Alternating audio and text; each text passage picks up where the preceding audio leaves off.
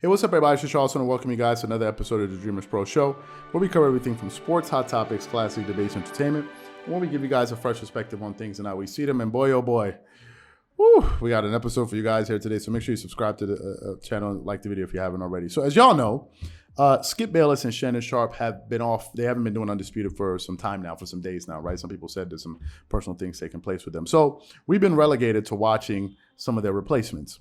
And for whatever reason, I don't understand what it is with FS1.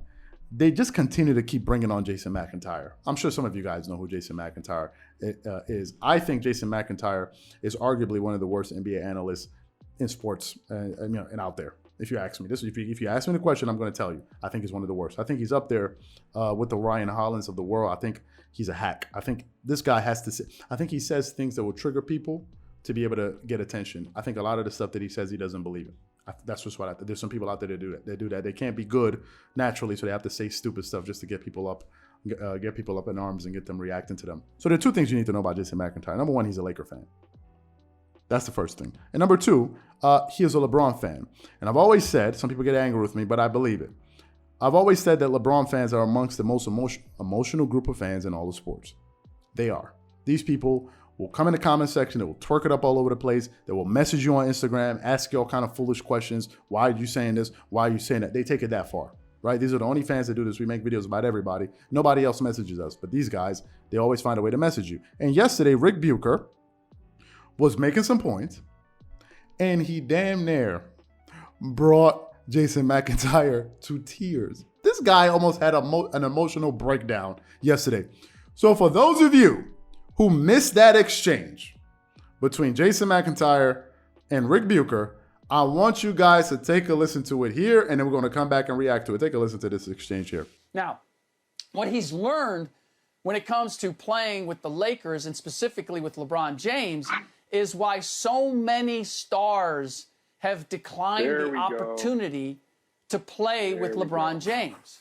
Because when things go south, it's never on LeBron James. It's always on his co-star. It's his fault. That's why Kawhi and KD and PG and Dame and if I mentioned Kyrie, any number of guys have had the opportunity to go play with him. Now, I did a piece a couple years ago after he first came to LA, and they couldn't get anybody to join him through free agency. They had to go trade for Anthony Davis. And I asked, like, why is it? Because we always thought the reason he couldn't get a co-star in Cleveland was because it was Cleveland. Guys didn't want to go there, and they didn't know how long LeBron planned to stay there. So they didn't want to be left holding the bag in Cleveland. But now he's in LA. He's with the Lakers. There's no excuse for anybody not wanting to come and play with him. And the reason was twofold. One, he takes up all the oxygen in the room. You're not going to be a co-star. You're going to be number two. You're going to be decided number two. And if things go wrong, if things go well, you're playing with LeBron James. Of course, you're winning. And if they don't go well, it's your fault. And if I look at the way, I know LeBron's scoring numbers are good. The other numbers, not so good. He's not the same LeBron James. Certainly not defensively. Quick, this idea that Russell Westbrook, he should get credit for not pulling a Ben Simmons and sitting out. Bro, LeBron saved his ass. He pulled him out of Washington, okay? Playing with a bunch of plumbers in Washington, and they're not going anywhere. He brought him to LA, his hometown. So let's give LeBron credit for that. And now, Rick, I am really, you're getting on my nerves with this LeBron bashing, Rick. It's going overboard. It almost feels personal. If you go and ask Kevin Love and Chris Bosh right now, hey guys, I know you got a lot of the blame when things went south playing with LeBron, but would you trade those championship rings to go back to Toronto, Chris Bosh, and lose in the second round every year? Or Kevin Love, go back to Minnesota where you didn't win anything? Hell no. Those guys are thankful to LeBron for bringing them to championship-winning teams. Of course, listen, when things go south, somebody's getting blamed.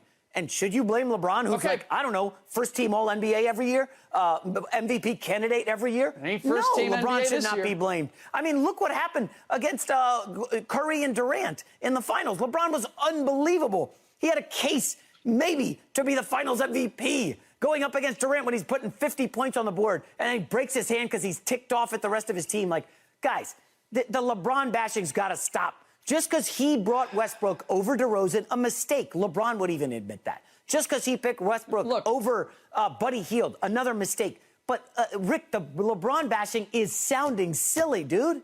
It's really sounding silly. It's not bashing. It's not bashing. It's the reality of where LeBron James is right now. Well, I'm not taking MVP anything candidate away at from what 37? he's accomplished. What's that? He's an MVP candidate at 37. Top 5 in scoring. No, he's not. Top 5 He's in not player an MVP efficiency candidate. rating. Oh, yes, he is. He's not an MVP candidate. He's not an MVP candidate, and you keep telling me about efficiency. You keep giving me analytics.